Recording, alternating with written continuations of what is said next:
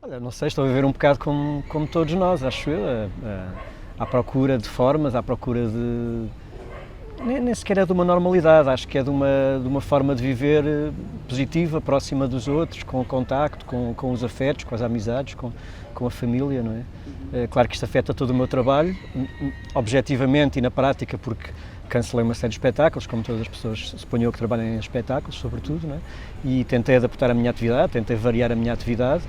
por um lado, e depois claro que afeta a minha atividade, porque afeta o conteúdo, não é? Afeta a reflexão, afeta aquilo que eu tenho que eu preciso tratar, que eu sinto que é preciso falar, não é? É nesse sentido.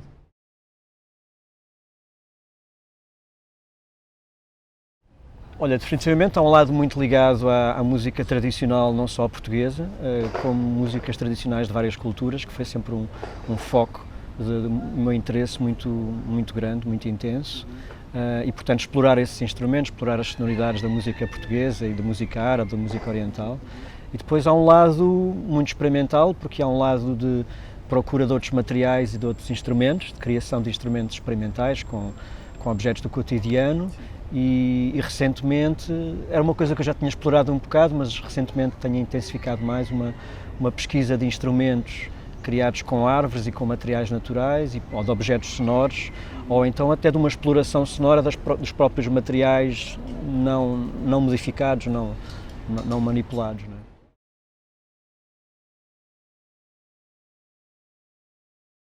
é? Este projeto surgiu especificamente durante a pandemia. Surgiu também porque já desde o início do ano, mais ou menos, que tinha estado a construir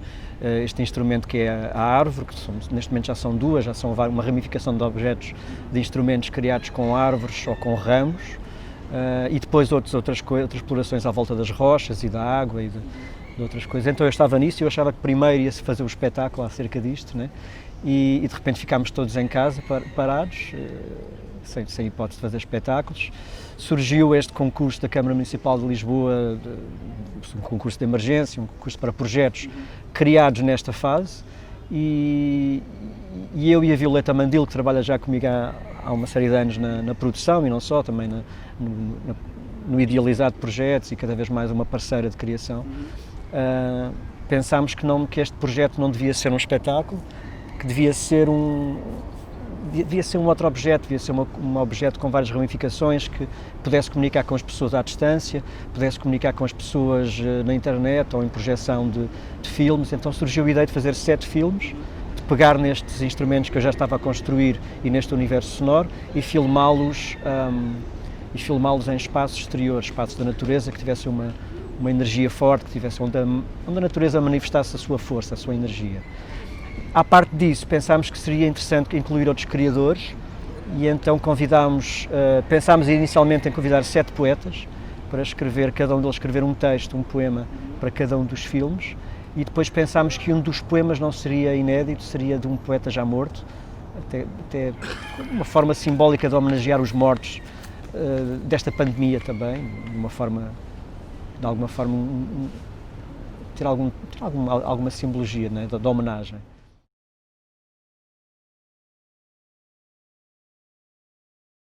Sim, na verdade foi.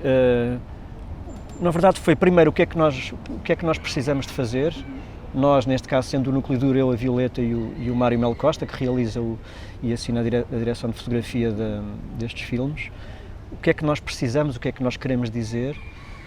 mas também o que é que as pessoas precisam, quer dizer, no fundo as pessoas estavam todas fechadas em casa, a maior parte delas, as que vivem nas cidades, então estavam fechadas em cubículos, né, em muitas delas, e então a ideia de filmar ao ar livre e de trazer, no fundo, um pouco de espaço exterior, um pouco de natureza para a casa das pessoas ou para as pessoas, foi uma forma também de sairmos todos, né? Também foi um bocado por isso, porque estamos também a trabalhar com uma faixa de tempo, uma agenda relativamente apertada para a produção de 7 pequenos filmes, porque na verdade vamos estreá-los dia 1 de outubro, mas achámos que era importante começar e finalizar todo este processo ainda durante este momento. Né?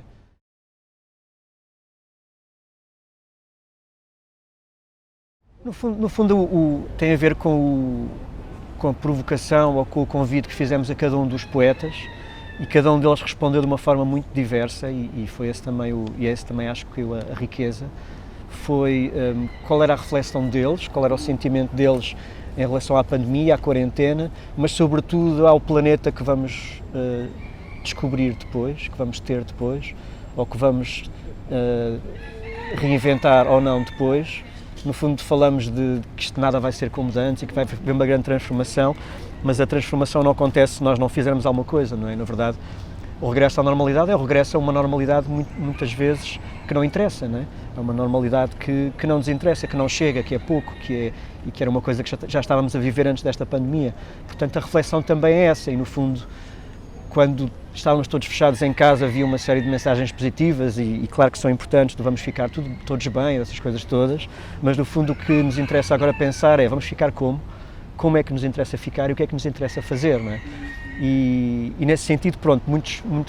alguns dos poetas responderam de uma forma relativamente luminosa ou esperançosa, outros nem tanto, e foi mais um grito de revolta e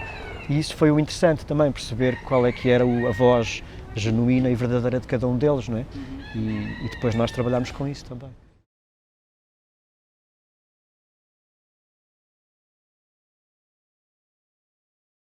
Sim, é interessante, é importante dizeres a simbologia, porque na verdade eu acho que a minha ligação com estes instrumentos, ou o meu percurso como construtor, ou aprendiz de construtor, como muitas vezes eu digo, destes instrumentos, teve a ver com uma relação muito forte que eu tenho com o teatro desde sempre, não é? E eu, desde que comecei a estudar música, logo muito cedo surgiu a hipótese de criar bandas sonoras para espetáculos de teatro e depois de as interpretar muitas vezes ao vivo, com diversas companhias e diversos criadores, e então tive relações de criação e de co-criação muito fortes com vários teatros, sobretudo com o Teatro Meridional durante muitos anos. E os instrumentos primeiro surgiram como objetos e como instrumentos musicais, mas depois rapidamente começaram a ter uma função dramatúrgica e um discurso cénico, ou seja, e hoje em dia nos meus espetáculos, quando eu crio um instrumento, ele tem sempre alguma função dramatúrgica ou cénica. Pronto, no mapa, quando aparece um remo com cordas, ele aparece porque eu estou a falar de refugiados e de barcos e de uma série de realidades. Quando aparece uma janela que eu utilizo, que é uma janela que tem arame farpado e que ao mesmo tempo é uma harpa que eu toco, e sendo um arame farpado um material agressivo, depois a música que eu toco nessa harpa é relativamente suave e delicada, e pronto, há todo um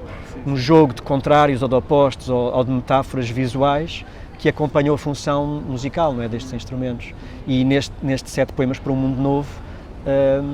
isso é, grande parte do discurso é esse, no fundo. Parte do discurso são os poemas, lidos em voz off por vários atores e atrizes, e a outra é esta procura de uma sonoridade na natureza, de uma forma muitas vezes bastante rude e simples, né? E primária, vamos dizer. Olha, é assustador porque é muito fluido, portanto é tão fluido que às vezes é assustador, e eu estava a falar numa das últimas rodagens que fizemos, e no site dos 7 poemas, que podem ver através do meu site, o fernandomota.com, temos um pequeno blog, um diário de bordo, onde vamos expondo como é que correm as rodagens e o processo todo. E era o que eu te dizia, no fundo, em tão pouco tempo as coisas têm fluído bastante bem e começou logo pelos poetas terem reagido de uma forma bastante rápida e bastante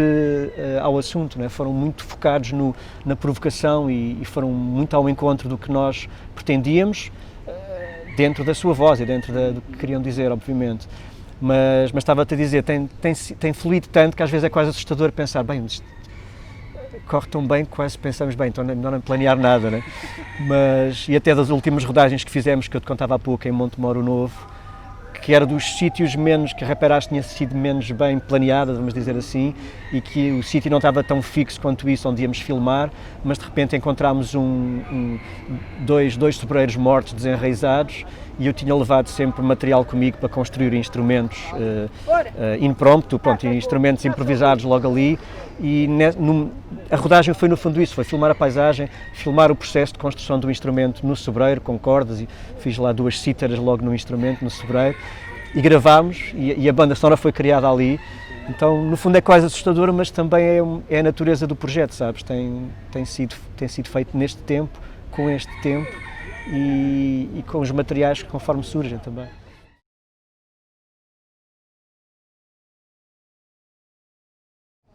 Olha, isto não é novo para nós, não é? Acharmos que a criação contemporânea em Portugal está subfinanciada, que não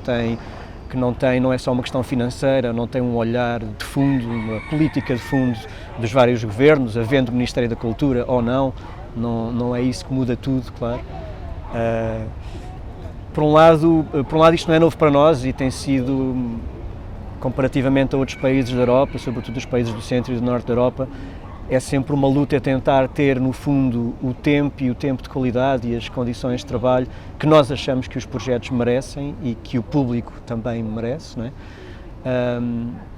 Por um lado isso, mas por um lado é a luta de sempre. Vai ser mais difícil, de facto, porque provavelmente os teatros vão estar sobrelotados, como já sabemos, com os reagendamentos. Sabemos ou entrevemos ou já sabemos que vai haver uma crise económica, muito provavelmente, e se não houvesse, alguém trataria de inventar com uma outra agenda escondida por trás dela. Por outro lado, senti que a classe artística e técnica e todas as pessoas que estão à volta da criação artística, de espetáculos e não só, está bastante mais acordada do que antes, está bastante mais unida e acho que daí vão aparecer coisas boas, coisas positivas de defender não só o financiamento, mas um outro olhar e uma outra estratégia que eu penso que já tarda muito em aparecer, e muitas vezes não se trata. Por um lado trata-se de condições laborais, de condições de trabalho e de subsistência. Por outro lado é uma coisa que eu e muita gente já falamos há muito tempo, é de haver tempo e de condições e de haver um pensar estruturado sobre a criação e sobre a difusão de espetáculos e de filmes e dos objetos artísticos, não é? Que eu acho que a criação portuguesa já merece, acho que já merece mesmo mais. Fernando, muito obrigado. Muito obrigado eu.